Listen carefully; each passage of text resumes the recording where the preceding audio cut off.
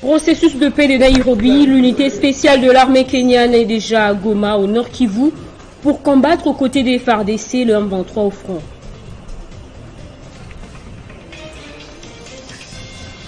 Élection de 2023, près de 50 millions de Congolais sont attendus à l'élection présidentielle fixée au 20 décembre prochain.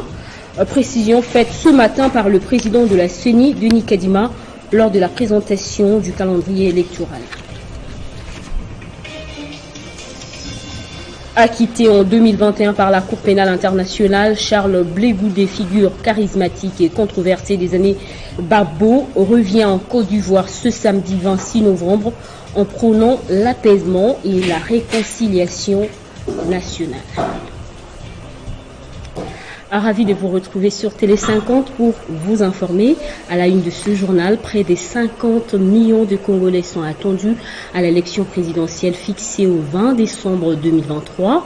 La Commission électorale nationale indépendante a publié le calendrier électoral qui prévoit l'élection présidentielle en cette date, ce samedi 26 novembre.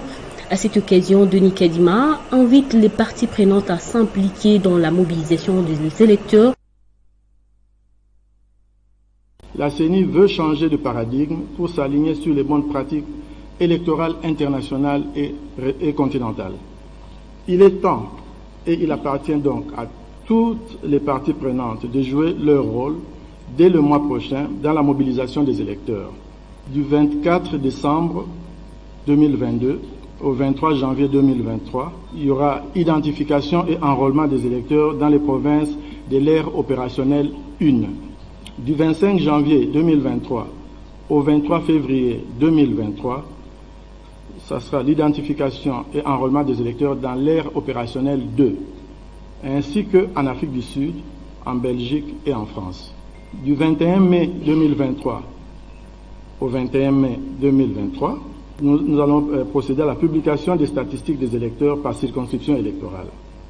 Du 23 mai 2023 au 1er juin 2023, adoption de la loi sur la répartition des sièges par le Parlement.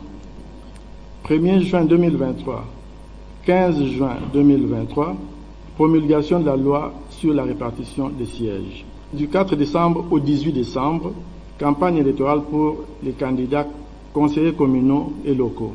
Le 20 décembre 2023, ça sera le jour de l'organisation des scrutins directs du président de la République, des députés nationaux, des députés provinciaux et des conseillers communaux.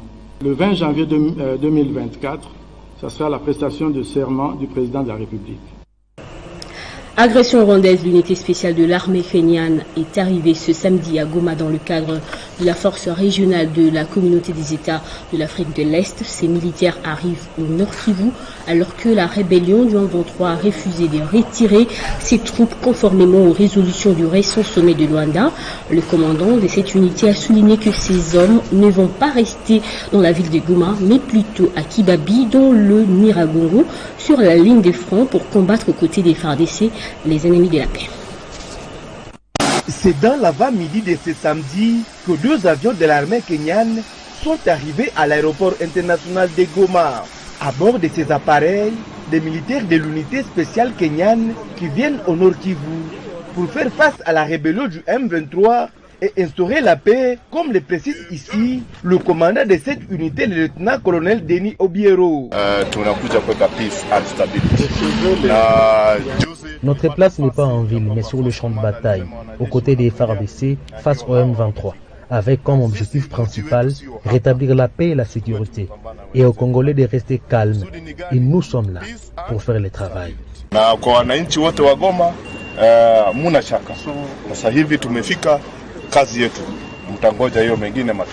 Le commandant adjoint de la force régionale de l'EAC, le général de brigade Emmanuel Kaputa, qui était à l'aéroport pour leur accueil, précise que l'arrivée de cette unité kenyane est une réponse au refus de la rébellion du M23 de se retirer de ses positions occupées. L'arrivée des troupes kenyanes, contingent régional de la communauté de l'Afrique de l'Est, c'est une réponse par rapport au communiqué de Luanda.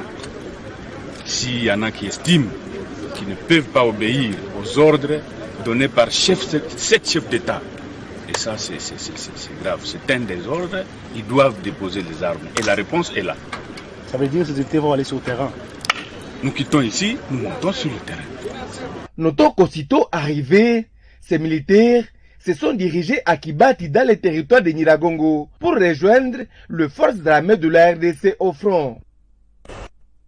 Et le gouverneur militaire du Nord Kivu a réceptionné ce matin à l'aéroport international de Goma 30 tonnes de vivres.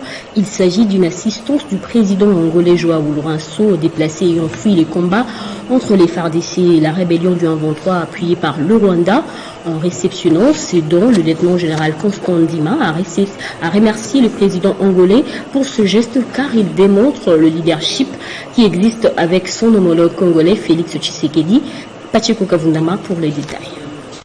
C'est une importante quantité de vivres que l'avion de l'armée angolaise a amené à Goma. C'est le gouverneur militaire du Nord Kivu qui a réceptionné au nom des déplacés cette assistance du président angolais Joao Lourenço. Le président, son Excellence João Manuel Gonçalves Lourenço, en tant que médiateur, fait le nécessaire pour que la paix règne à l'est de la RDC en particulier et en Afrique en général.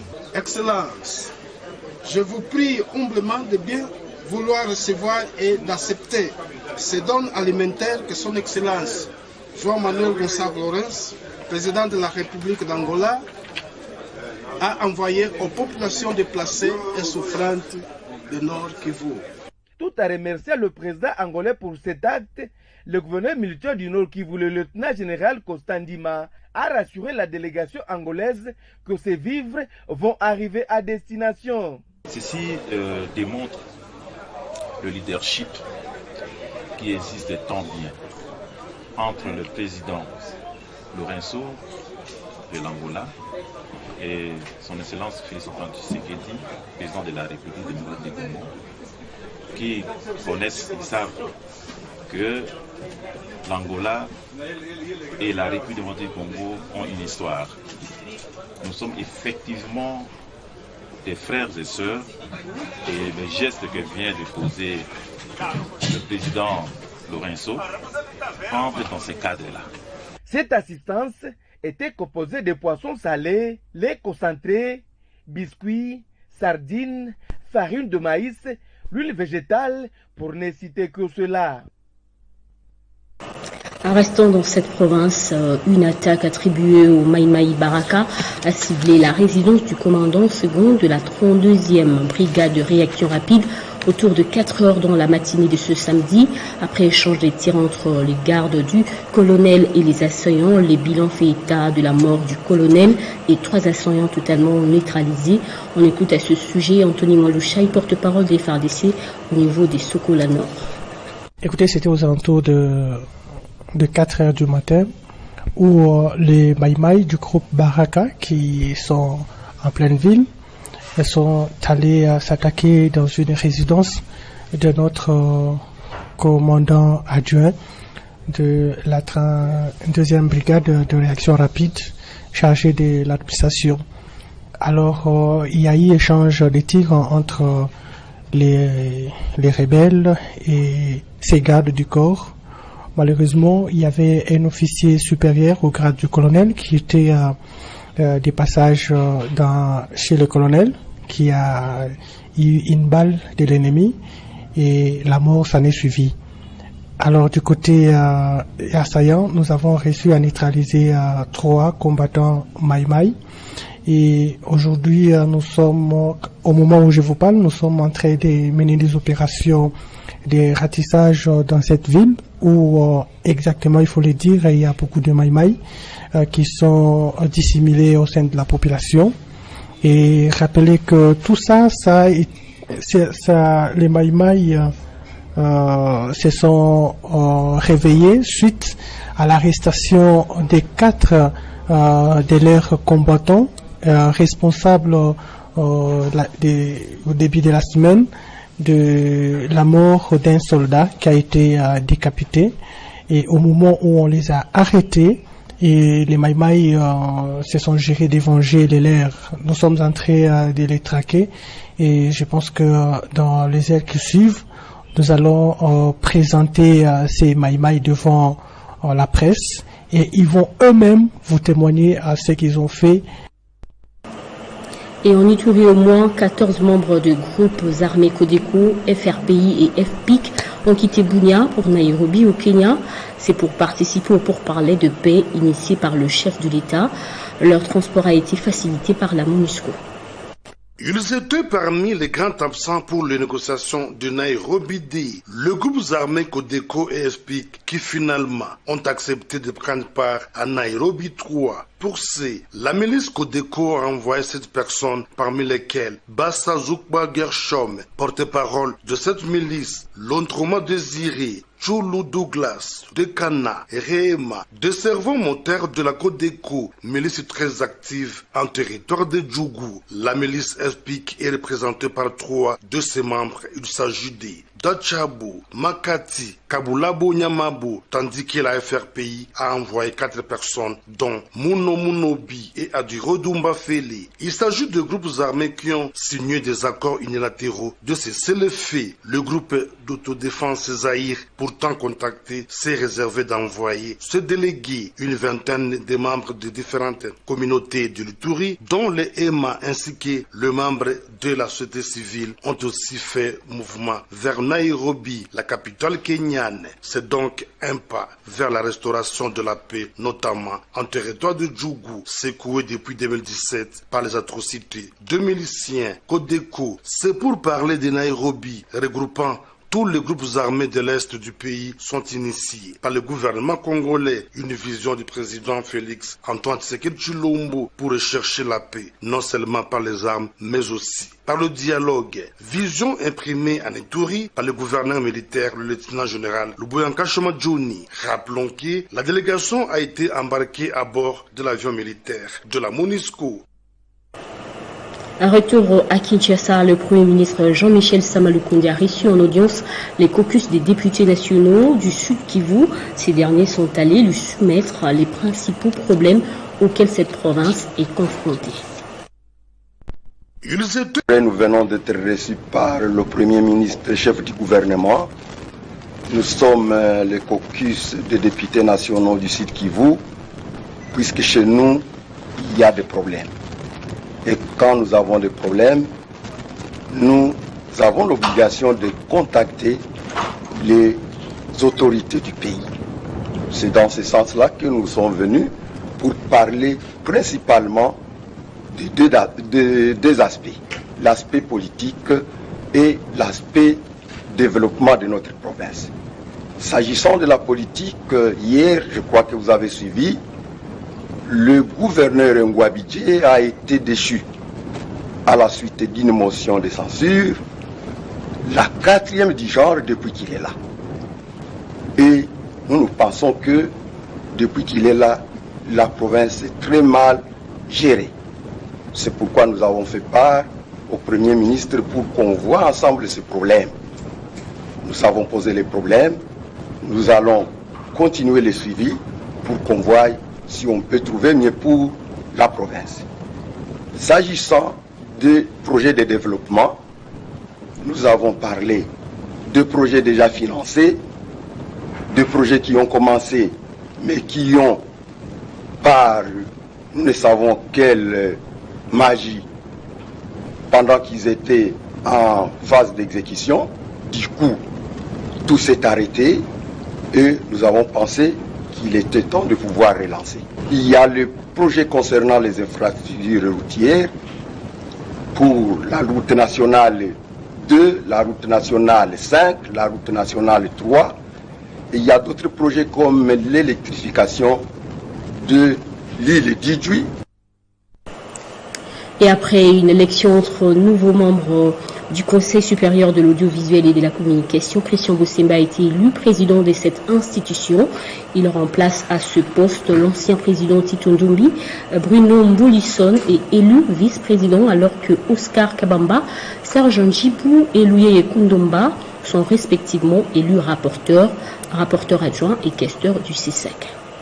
Récemment nommé par ordonnance présidentielle, Christian Bossembe succède à Tito Ndombi aux commandes du Conseil supérieur de l'audiovisuel et de la communication, institution d'appui à la démocratie qui a pour rôle de réguler les médias en République démocratique du Congo. Le CSEC est constitué des délégués des différentes corporations professionnelles ainsi que des représentants des institutions du pays. Bruno Mbolisson est élu aux fonctions de vice-président. Oscar Kabamba, lui, jouera le rôle de rapporteur. Il sera secondé par Serge Ndjibou en qualité de rapporteur adjoint. Adou Louyeye devient le nouveau questeur du CESAC. Président, M. Bossembe Lukando Christian. Vice-président, M. Mboliko Molisson Bruno. Rapporteur, M. Kabamba Kabongo Oscar. Rapporteur adjoint, M. Ndjibungoy Serge. Signalons que les 15 nouveaux membres du Conseil supérieur de l'audiovisuel et de la communication ont été validés au Parlement, notamment à l'Assemblée nationale et au Sénat. Autre chose à présent, Albert Kounyoukou, le dernier ancien combattant, vient de nous quitter depuis hier soir de suite d'une courte maladie. Et pour lui rendre hommage, nous recevons sur ce plateau le professeur Voto, c'est lui qui a réalisé les documentaires Mon Caporal sur les anciens combattants en RDC. Bonjour professeur. Bonjour madame. Le dernier combattant, je le disais à peine, Albert Kounyoukou est décédé. Un témoignage. Le dernier ancien combattant de la guerre mondiale 40-45. C'est les combattants, les anciens combattants, il y en a beaucoup. Mais ceux de la dernière guerre mondiale 40-45, c'est le dernier qui a été retracé. Peut-être qu'il y en a d'autres, je ne sais pas, mais en tout cas, lui, il a été retracé. Donc nous sommes tristes dans cette nouvelle. Albert Kounyoukou, nous avons réalisé un film avec lui pour le sortir de l'ombre et pour attirer les projecteurs sur lui. Et il a été récompensé par le roi de Belge il y a 3-4 mois. Et donc, à 100 ans d'âge, maintenant qu'il nous quitte, voilà, nous lui avons souhaité toutes les bonnes choses. Malheureusement, il est allé trop vite pour nous. Professeur, vous avez réalisé le dernier documentaire dénommé Mon Caporal. Vous pouvez nous dire de quoi était-il question dans ce documentaire? Mon Caporal, c'est... En fait, nous avons réalisé un premier film, L'ombre des oubliés. C'était pour dire qu'il y avait des anciens combattants qui ont réalisé des grandes choses dans ces pays, mais qui n'étaient pas connus. Et nous les avons sortis de l'anonymat. Alors nous avons, à la suite de cela, c'était en 2018.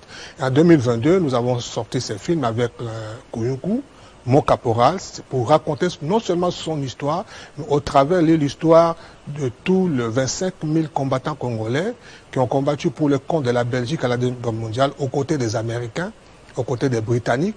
Ils ont été au Rwanda, au Burundi, ils ont libéré. Lorsqu'on parle du Congo belge, Rwanda, Burundi, ce sont les Congolais qui ont libéré Kigali et qui ont arraché les Rwandais aux Allemands pour les donner aux Belges. Ça, on ne le dit pas beaucoup. Nous voulions raconter cette histoire-là, comment ils ont été au Cameroun, comment ils ont été au Nigeria, en Éthiopie. Toutes ces avenues que vous voyez à Kasavubu, que ce soit à Sosa, Gambela, Sayo, Birmanie, Éthiopie, ce sont des sites où nos vaillants, guerriers, anciens combattants, nos grands-pères ont été pour gagner des guerres. Leur commandant, le commandant qui a succédé, Yassens, les Belges, il disait ceci: la force publique congolaise, c'est une armée qui n'a jamais perdu une seule bataille. Et c'est vrai. Donc partout où ils ont été, ils ont gagné des batailles. Et c'est pour ça que nous voulons l'honorer. Donc à travers lui, nous racontons l'histoire, toute l'histoire de la guerre mondiale effectuée par la force publique. Et on va suivre un extrait de ces documentaires, professeur, et puis on va revenir sur ce plateau.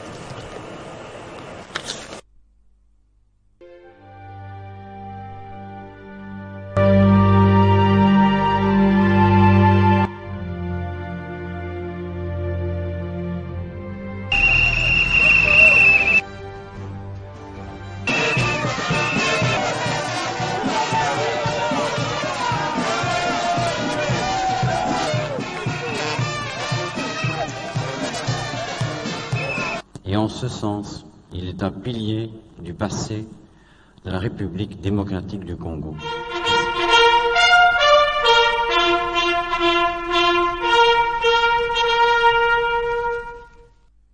Très émouvant, un mot par rapport aux FARDC qui combattent actuellement au front contre les M23. L'un des objectifs de ce documentaire, c'était pour rappeler aux jeunes aujourd'hui, surtout ceux qui sont au front, qui parfois peuvent avoir l'impression qu'ils ont perdu beaucoup de batailles, que le Congo est en difficulté sur le plan sécuritaire depuis 25 ans. C'était pour dire à la population congolaise et même au monde entier que ce pays, le Congo, a donné hier une armée forte, la meilleure armée africaine noire, qui a gagné face aux Italiens. Une guerre, une victoire qu'on ne pouvait pas s'imaginer. Vous savez, face en Italie, lorsqu'on parle de l'Éthiopie, face aux Italiens, c'est passé en Éthiopie, les combattants congolais ont fait prisonnier 7000 soldats italiens. Je ne parlerai pas de matériel. 300 officiers, 9 généraux ont été capturés par des Congolais en Italie. Et donc, c'est pour dire aux jeunes aujourd'hui que ce que nous vivons aujourd'hui n'est que passager parce que nous avons eu une armée qui a été forte. Pour ne pas monter trop loin, l'armée de Mobutu dernièrement a été au Tchad, a été au Rwanda, a été en Afrique pour mettre de l'ordre. Et donc, ce qui nous arrive aujourd'hui, c'est que c'est circonstanciel. Et puisque le sang de ces combattants coule encore dans les veines de jeunes Congolais aujourd'hui, la victoire est certaine. Merci, Prof Voutou, d'avoir répondu à notre invitation. C'est moi qui vous remercie. De ces pétitions contre le membre du bureau de l'Assemblée provinciale du Maniema, les directeurs administratifs de cette institution démontrent la mise en place d'un quelconque bureau d'âge au sein de son institution pour traiter les pétitions. Amzati Abdallah indique que le document ayant facilité l'installation du bureau d'âge n'a ni sceau ni numéro officiel de correspondance car il a été signé par lui sous contraire. Le directeur administratif de l'Assemblée provinciale du Maniema, M. Amzati Abdallah, tient à informer l'opinion tant nationale que provinciale que les communiqués passés hier dans les ondes de différentes radios faisant état de l'installation du bureau d'âge est nul et de nul effet au fait que cette activité parlementaire exercée par contrainte victime d'enlèvement, de séquestration morale et physique, de mandat de comparution par les honorables pétitionnaires, ce qui justifie le manque de sceau et d'énumération officielle sur le dit document. C'est passé dans l'irrégularité la plus flagrante au motif ci-après. Conformément à l'article 29 du règlement intérieur de notre Assemblée provinciale, aucune installation du bureau d'âge ne peut avoir lieu en dehors de la plénière convoquée à cette fin. Aucune plénière de ce genre ne peut être convoquée par mon office sans que je sois saisi par le bureau de l'Assemblée provinciale. Et de leur côté, les députés provinciaux majoritaires de l'Assemblée provinciale du Maniema réitèrent leur soutien au chef de l'État et à leur bureau dirigé par Gertrude Kintembo-Mpala. Ces derniers indiquent que les pétitions signées sont irrégulières et ont été signées par un non-député provincial. Ces pétitions étant irrégulières par le fait d'être signées par un non-député provincial, ne doivent en aucune façon être traitées et sont donc irrécevables. Ces communiqués violent d'une manière flagrante les dispositions des articles 11 alinéa 2 et 22 de notre règlement intérieur tel que complété et modifié à ce jour, étant donné que le directeur administratif a installé des bureaux d'âge dans son bureau sans convoquer une plénière. Condamnons avec force la participation d'un non-député cité si haut en violation de l'arrêt rendu par la Cour constitutionnelle sur R-Cons 1766 du 11 novembre 2022, dont l'application est exécutoire et opposable à tous, réitérons notre engagement à son Excellence Félix Antoine Tshisekedi Tshilombo, président de la République démocratique du Congo et chef de l'État, autorité morale et de l'union sacrée de la République, le garant de la paix et de l'unité nationale. Par conséquent, demandons aux membres du bureau de vaquer paisiblement et sans entrave à leur charge parlementaire, et ce, conformément à l'article 28 de notre Constitution. À Tshikapa, chef-lieu de la province du Kasaï, une hausse du prix des denrées alimentaires est observée, notamment le maïs. Actuellement, un seau de maïs de 10 kg est passé de 30 000 à 40 000 francs congolais, soit 20 $ américains. Selon les sources locales, la cause de cette majoration de l'un des produits des bases de la population de cette partie du pays est sa rareté sur le marché. Et dans le reste du continent, l'ancien ministre de Laurent Gbagbo, Charles Blé Goudé, rentre en Côte d'Ivoire ce samedi 26 novembre. L'ex-leader des jeunes patriotes était jusque-là à La Haye, aux Pays-Bas, où il avait été jugé puis acquitté par la Cour pénale internationale pour les violences post-électorales de 2010-2011. Charles Blé Goudé veut un retour en toute sobriété pour, dit-il, respecter la mémoire de toutes les victimes de la crise. En sport, John Mouletang tient beaucoup à l'évolution de jeunes en milieu sportif. Pour le soutenir, il a déployé une équipe dans le cadre de son ONG pour assister quelques clubs de football. Sous la conduite de John Mouletang, administrateur président général de l'ONG Yamewa Développement Yamed Asbel en sigle, qu'une équipe de cette structure a été déployée dans les communes rurales de Bokoro et Semendoa dans le territoire de Koutou. Nous sommes au Maïndombe pour assister quelques clubs sportifs de football en difficulté d'équipement. Au total, 5 clubs sportifs ont été assistés chacun d'un jeu de varese et un ballon à Bokoro, acquis sur fonds propres de John Mouletang. Il s'agit de Tout-Puissant Mumbembe, FC Renaissance, AC Ubalé et Boujar. À Semendoa, le patron de Yamed Aspel et président du club Tout-Puissant Yamed, dans le souci d'améliorer les conditions de vie de son Koutou d'origine, s'investit pour la formation de la jeunesse et l'encadrement des adultes. C'est dans ce souci qu'un lot important d'équipements sportifs a été remis au club Tout-Puissant Yamed, basé à Semendoa, devant une foule immense. Cérémonie présidée par le bourgmestre de la commune rurale de cette juridiction, dans la satisfaction de tous. Semendoa oye! Bana Mendule oye! Esengo te. Unyate. Natondi mingi na esengo parce que bandana ye na Semendoa wa Nzambe aza kosala équipe ngali et komisika équipe eza reconnue na niveau national. Tokopesa longo nyamakasi na initiateur ya ba projet nyonso ya Yamed na kombo ya monsieur John Mouletang mabo bana tokuta na TV ya Yamed loko tokuta na ngoze loko ya qualité babalisa kitoko baba kitoko et puis lelo miko ba licence na ngai lisusu toyebali pe na fekofa ayebi biso na yango loko remercier son excellence John Mouletang na nyonso ya sali biso pe tokotika yeke toza toujours ka nsima na ye ko to biso tosungiye balansima ko sala ba oyo eleki oyo biso mo na miso.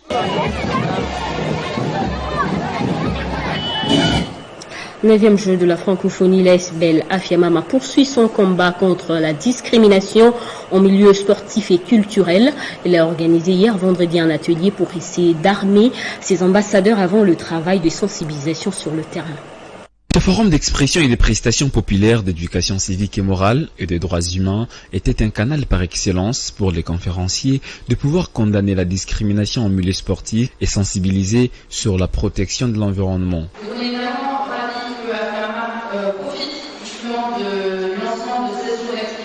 Dans son allocution, Maître Freddy Kwamba s'est attelé sur le respect des droits humains en milieu sportif et culturel. Nous nous sommes dit qu'il fallait à un certain moment parler des droits humains.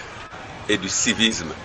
Chaque individu est préparé à jouer son rôle de citoyen dans sa propre société. Et le vrai rôle des citoyens ne peut intervenir que lorsque la personne reconnaît non seulement ses droits, donc et également ses devoirs ou ses obligations envers les autres et envers sa communauté. De son côté, Madame Léonie Kandolo a exposé sur les violences basées sur le genre en milieu sportif et culturel. Il faut qu'on comprenne d'abord les mots qu'on utilise. Le genre, c'est quoi? Le genre, c'est le rapport socio-culturel entre les hommes et les femmes dans une situation donnée, dans une communauté donnée. Qu'est-ce qu'on doit faire? On doit essayer d'arriver à l'équilibre des genres.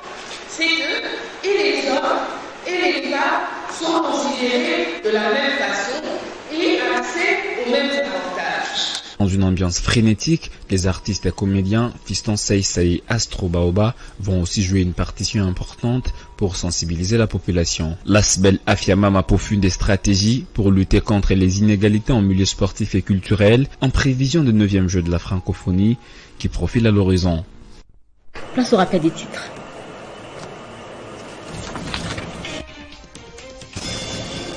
Processus de paix de Nairobi, l'unité spéciale de l'armée kenyane est déjà à Goma au Nord Kivu pour combattre aux côtés des FARDC le M23 au front.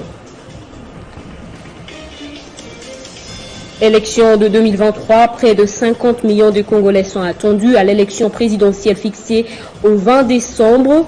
Précision faite ce matin par le président de la CENI, Denis Kadima, lors de la présentation du calendrier électoral. Acquitté en 2021 par la Cour pénale internationale, Charles Blé Goudé, figure charismatique et controversée des années Gbagbo, revient en Côte d'Ivoire ce samedi 26 novembre en prônant l'apaisement et la réconciliation nationale. C'est la fin de cette édition. À toutes et à tous, merci de l'avoir suivi. Restez informés sur l'espace 50.